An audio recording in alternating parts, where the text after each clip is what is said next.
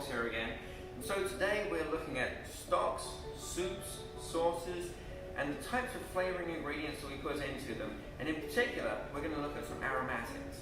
So with our aromatics, we have two main ways of getting these flavors into our stocks, soups, and sauces. So we're going to look at both of these today. The first one we're going to talk about is a Bouquet Garni. And so it's literally a bouquet of herbs. So traditionally you would have thyme, parsley, and bay leaves that would be actually in there. But you can, of course, if you're looking for some other flavor profiles to be in there, you can add others too.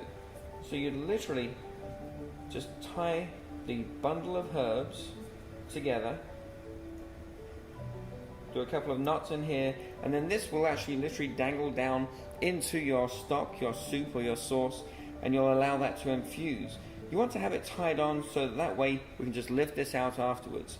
Things like bay leaves especially are particularly tough, and thyme stems are particularly fibrous, that they'll never break down, they'll never get to the stage where they're edible again because they're so hard, but they have so much flavor in them that we want them to go into there to extract those aromatics.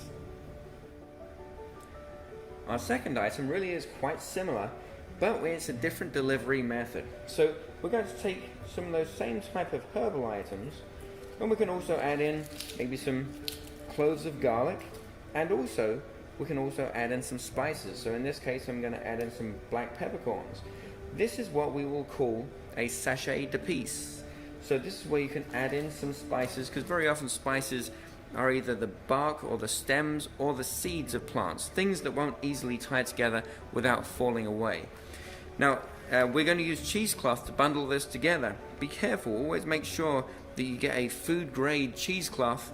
It should be 100% cotton, just so that you're not using any plastic products that could infuse those plastic problems into our food source. And also, with both our Bouquet Garni and our Sachet Depices, we want to use a good butcher's twine, again a food grade butcher's twine.